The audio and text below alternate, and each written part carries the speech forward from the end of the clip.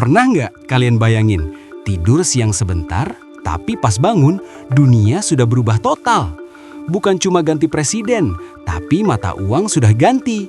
Bangunan sudah jadi puing, dan semua orang yang kalian kenal sudah nggak ada.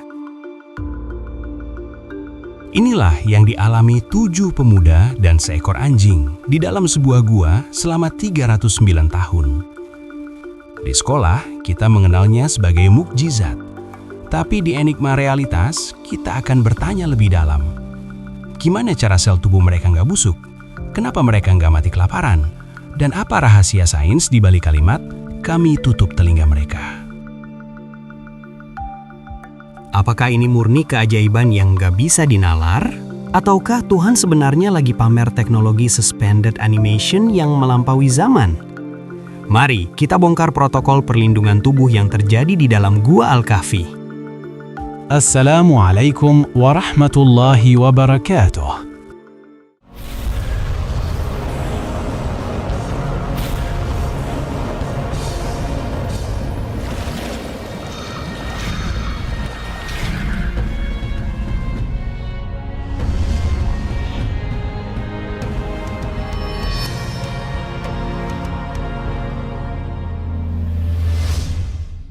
Dalam surah Al-Kahfi ayat 11, Allah berfirman, فَضَرَبْنَا عَلَىٰ آذَانِهِمْ فِي الْكَهْفِ سِنِينَ عَدَدًا. Maka kami tutup telinga mereka di dalam gua itu selama beberapa tahun. Pernah mikir nggak, kenapa telinga? Kenapa bukan matanya yang ditutup? Secara medis, telinga adalah guardian of consciousness, atau penjaga gerbang kesadaran kita. Mata punya kelopak untuk menutup, tapi telinga tidak. Bahkan saat kita tidur, saraf auditori tetap mengirim sinyal ke otak. Inilah alasan kenapa kita bisa bangun karena suara alarm atau teriakan. Bayangkan tubuh mereka seperti smartphone yang sedang di-charge, tapi dalam mode pesawat. Allah mematikan antena utama pendengarannya agar tidak ada notifikasi suara dari dunia luar yang bisa memicu Reticular Activating System atau RAS di otak untuk bangun. Dengan menutup fungsi pendengaran ini, Allah menginduksi fase deep hibernation. Tanpa input sensorik, otak masuk ke frekuensi istirahat total yang memicu penurunan laju metabolisme basal, BMR, ke titik paling minimal. Hasilnya, tubuh hanya butuh energi yang sangat sedikit, cukup untuk menjaga sel tetap hidup tanpa menghabiskan cadangan lemak dan otot selama 3 abad. Ini bagian yang paling keren secara biologi. Al-Quran menyebutkan bahwa Allah membolak-balikan tubuh mereka ke kanan dan ke kiri. Sains modern mengenal ancaman mematikan bagi pasien koma, dekubitus ulcer atau luka baring. Kalau manusia diam di satu posisi terlalu lama, berat badan akan menekan pembuluh darah, memutus suplai oksigen ke kulit, dan jaringan akan mulai mati lalu membusuk. Mirip seperti memanggang daging. Kalau nggak dibalik, bagian bawahnya bakal hangus atau rusak.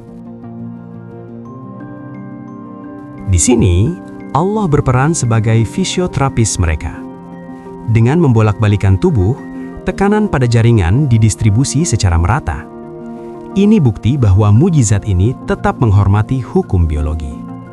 Tuhan tidak menghilangkan gravitasi, tapi Dia memberikan solusi mekanis agar sirkulasi darah dan cairan limfatik mereka tetap lancar. Pada ayat 17, Allah Subhanahu wa Ta'ala berfirman, وَتَرَى الشَّمْسَ إِذَا طَلَعَتْ تَزَاوَرُ عَنْ كَهْفِهِمْ ذات اليمين وإذا غربت تقرضهم ذات الشمال وهم في فجوة منه ذلك من آيات الله من يهد الله فهو المهتدي ومن يضلل فلن تجد له وليا مرشدا.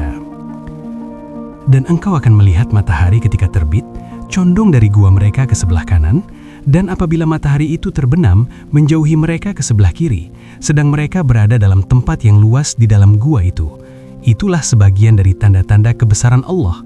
Barang siapa diberi petunjuk oleh Allah, maka dialah yang mendapat petunjuk. Dan barang siapa disesatkannya, maka engkau tidak akan mendapatkan seorang penolong yang dapat memberi petunjuk kepadanya. Perhatikan detail ayatnya. Matahari condong ke kanan saat terbit dan menjauhi mereka ke kiri saat terbenam. Artinya, cahaya matahari tidak pernah mengenai tubuh mereka secara langsung. Ini adalah konsep indirect lighting dan ventilasi steril yang jenius. Tanpa radiasi langsung, jika terkena sinar UV matahari terus-menerus dalam kondisi diam, kulit mereka akan mengalami dehidrasi parah dan kerusakan sel, terbakar. Sterilisasi ruangan. Namun, gua tidak boleh gelap total. Cahaya matahari yang memantul ke dinding gua tetap membawa spektrum cahaya yang cukup untuk membunuh bakteri dan jamur, menjaga udara tetap kering dan tidak lembab. Gua itu menjadi sebuah natural incubator yang sejuk, terang, tapi tetap aman dari radiasi.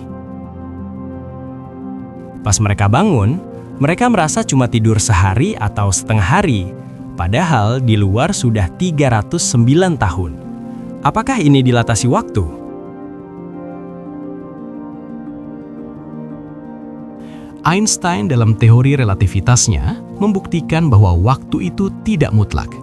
Waktu bisa melambat jika dipengaruhi oleh kecepatan tinggi atau gravitasi ekstrim. Namun, dalam kasus Al-Kahfi, yang terjadi adalah biological time dilation.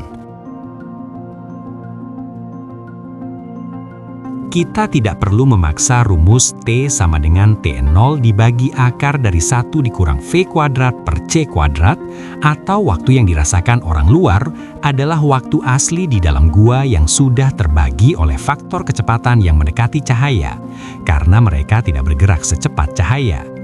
Tapi Allah menunjukkan bahwa Dia bisa memanipulasi frame of reference. Bayangkan waktu itu seperti film. Bagi orang di luar gua, film diputar dengan kecepatan normal 309 tahun. Tapi bagi pemuda di dalam gua, Allah memperlambat frame rate-nya hingga hampir berhenti. Bagi sel tubuh mereka, waktu memang belum berjalan, karena metabolisme mereka ditekan ke titik nol. Jam biologi sel tidak berdetak. Mereka tidak menua bukan karena waktu berhenti, tapi karena proses kerusakan, entropi, di dalam tubuh mereka sedang dipaus oleh sang pemilik waktu. Dan sang anjing yang berjaga di depan, Al-Quran menyebut siapapun yang melihat mereka akan dipenuhi rasa takut. Secara psikologis, ini adalah psychological firewall. Beberapa tafsir menyebut anjing tersebut diam mematung dengan mata terbuka. Dalam sains, melihat sesuatu yang tampak hidup tapi tidak bergerak sama sekali menciptakan efek visual dissonance yang memicu rasa ngeri instingtual pada manusia. Tuhan menjaga mereka bukan dengan pagar kawat berduri, tapi dengan memancarkan frekuensi ngeri yang membuat siapapun yang mendekat akan merasa mual atau ketakutan tanpa alasan logis. Sebuah sistem keamanan mental yang mustahil ditembus. Kisah Ashabul Kahfi adalah pesan bahwa saat kita menyerahkan diri pada skenario langit, Allah sanggup menunda hukum alam demi menjaga kita. Sains tidak sedang mencoba membuktikan mukjizat, karena mukjizat berada di atas sains. Namun, sains membantu kita mengagumi betapa presisinya cara Allah bekerja. Iman dan logika nggak pernah musuhan. Logika cuma butuh waktu buat ngejar apa yang udah tertulis di Al-Quran ribuan tahun lalu. Setiap dari kita mungkin punya gua sendiri, tempat di mana kita harus sembunyi sejenak dari dunia yang berisik untuk menjaga prinsip. Percayalah, selama kalian menjaga koneksi dengan sang pemilik frekuensi, Dia akan menjaga setiap molekul kalian. Tetaplah bertanya, tetaplah mencari. Sampai jumpa di Enigma Realitas selanjutnya. Wassalamu alaikum warahmatullahi wabarakatuh.